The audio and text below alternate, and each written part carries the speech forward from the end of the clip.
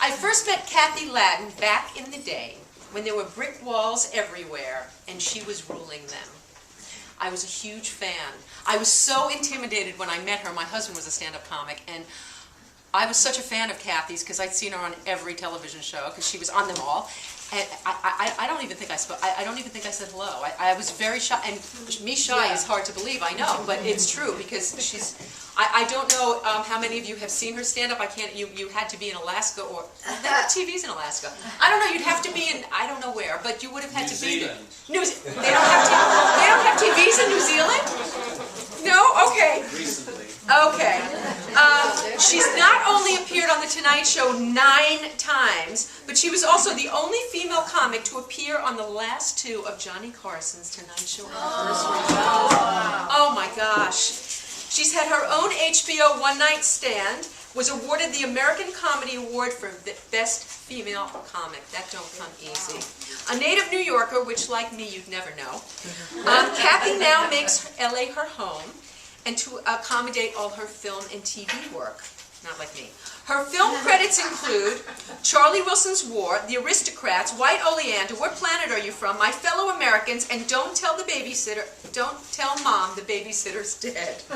Her guest starring TV roles include Mad Men with our own Robert Morris, yay, Brothers and Sisters, Curb Your Enthusiasm, and Everybody Loves Raymond. Phil, look, synchronicity, there we go. Okay, she had a recurring role in Caroline in the City and has appeared regularly on Politically Incorrect, Gabe wrote for Politically Incorrect, and Dr. Katz, Professional Therapist, and my maiden name is Katz. I rest my case.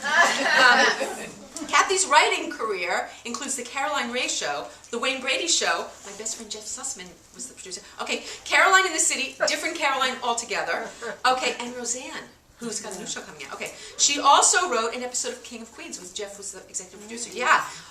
Okay, Cathy completed a successful run off-Broadway in The Jap Show. You know, I had a Jap rap in 1985. What year was your show? It was like 5 years ago. She stole from me. It wasn't my show though, I was in it. Oh, okay. They stole from me. The Princess of Comedy, because nobody ever said the word Jap until I came along. She was in the 25th anniversary production of Last Summer at Bluefish Cove in Los Angeles, which was nominated for several GLAAD awards. She and HBO developed her solo show, Scaredy Pants, and took it to the Aspen Comedy Festival, and she's currently working on a new solo show. Does this show make me look fat? No, it does not. I really wish you'd get busy and do something already, God damn it. Ladies, please welcome Cathy Ladman.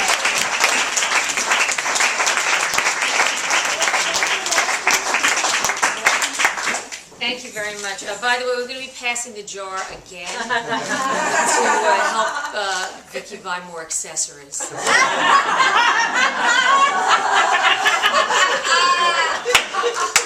And to help heal the bird that she made.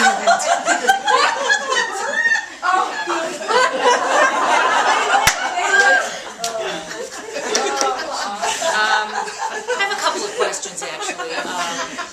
Is that meatloaf turkey or beef? Turkey. Turkey, okay, thank you. And where do you put these chairs? And the car. I stack them up.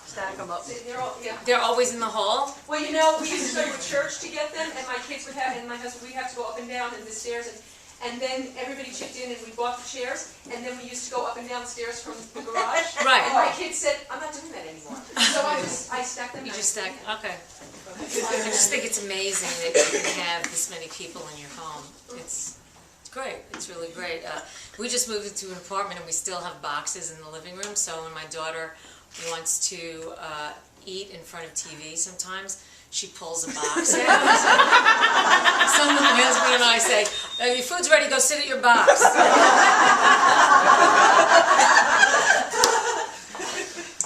So,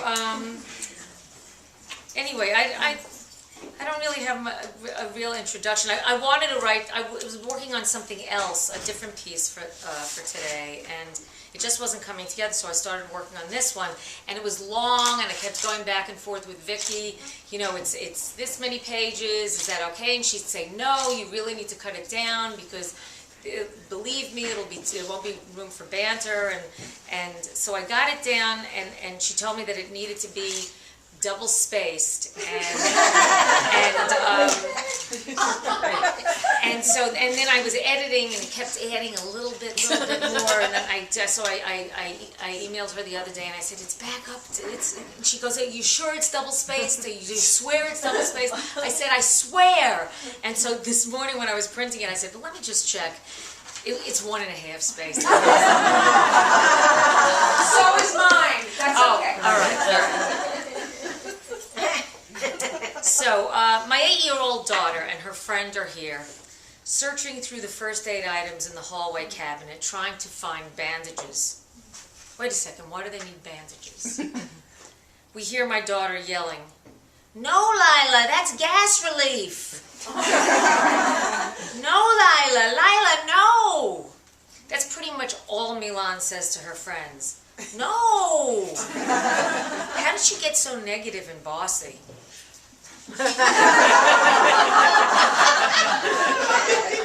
Uh-oh. Was it for me?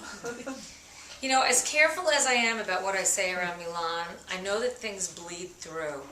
I mean, how can a kid be around someone who is thinking about death fairly consistently and not be picking up on it? And what about my anorexia? Is Milan aware of it? Is she catching it from me? I am so vigilant about this. So careful to not say anything in front of Milan that even alludes to my disease.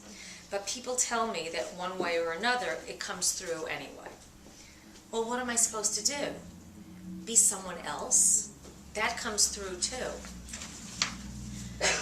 I know that Milan knows that I'm concerned about my weight. Several months ago, she and my husband Tom accompanied me to the gynecologist. I had to take a sedative for a painful procedure, so I couldn't drive. And since it was a school holiday, Milan had to come too. When Milan found out that she was coming along, she told me that she really wanted to come into the exam room with me. I said that it wouldn't be a good idea. And she said, please, Mama, it's okay. I've already seen Jaws the Revenge.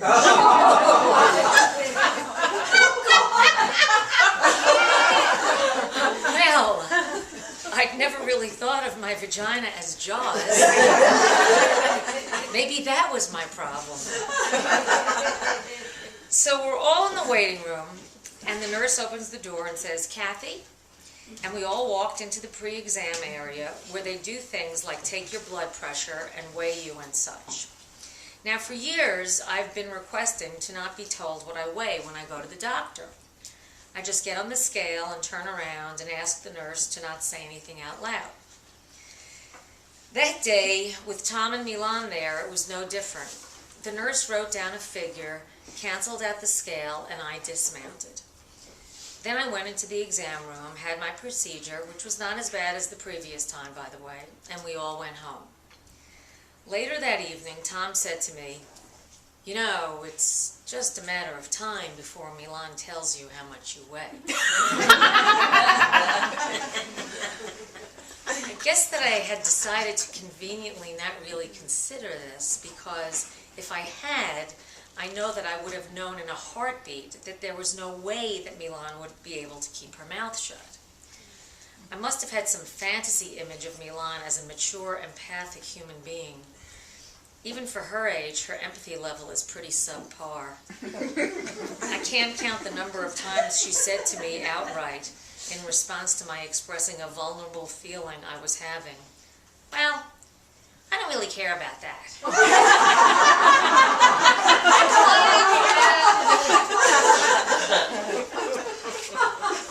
And sure enough, within a day or two, Milan said to me, I know what you weigh. Okay, I said. Why don't you want to know what you weigh? She asked. Well, because I'm a little off here, I said, pointing to my brain, and it's better for me not to know. And then she proceeded, little by little, inch by inch, to squeeze out bits of information to me, until she finally blurted out, you weigh 121. Okay, I said, feigning nonchalance, when I really wanted to run screaming from the room into the kitchen and grab a sharp knife and start stabbing myself. As bad luck would have it, we were staying with my mother-in-law, and there wasn't a sharp knife to be found anywhere. So there I was in front of my young, impressionable daughter, having to put up a brave and dishonest front. As soon as I was alone, I had a freak out. 121, 121! I haven't weighed over 120 in years! Years! Fuck! Motherfucker! And after Milan told me what I weighed, she didn't stop there.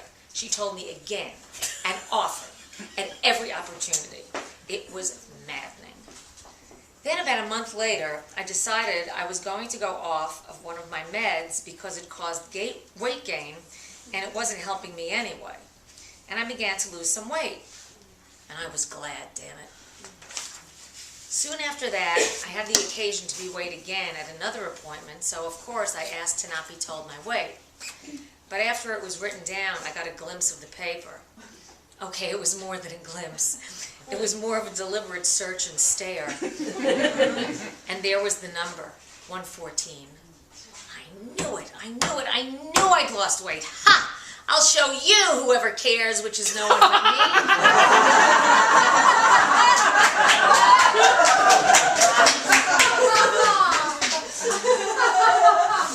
Then I began to have that predictable anorexic thought. Hey, maybe I should lose more weight. That's a great idea. Of course I didn't do that because at this point in my recovery, even I know that's a bad idea. But the thought still crossed my mind. The next time Milan brought up my weight, you weigh 121. I didn't say, okay. I said, no, I've lost weight since then. I couldn't believe how low I'd stooped. I was trying to beat a 7-year-old at her own game. So here I am now with a thinner body, but still seeing a fat one in the mirror. And my nice black pants, almost all of them, are literally falling off of me. How is this possible? I can't have lost that much weight. When I look at myself, I don't see someone who is skinny. Yet the pants, they don't lie, right? Am I right? What's right? I don't get it. I'm always trying to get it. That's part of anorexia. Figuring everything out, controlling everything, making exact, perfect sense of it all, putting each thing into its own neat, tidy compartment. And now everything doesn't fit neatly everywhere. So what do? How do I make sense of it all? And while I'm trying to do that, how do I avoid passing along this horrible legacy to my beautiful and bright daughter? She with the lithe, young body that I wish I had. That's right, I covet an 8-year-old's body. I'm jealous of her. I don't want the soft, gravity-ruined, aging body of a 56-year-old. I want the young, tight, elastic body of my daughter. I think I stand a really good chance, don't you?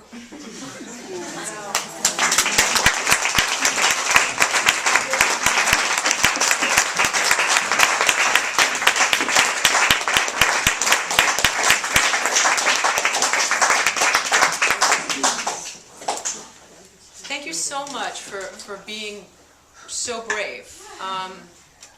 Because that's what this is about. This is about sharing truth. And that's why this is 3 years later and we're still here. Because we share our truth. And that was so powerful. Thank you so much. Another hand for Cathy.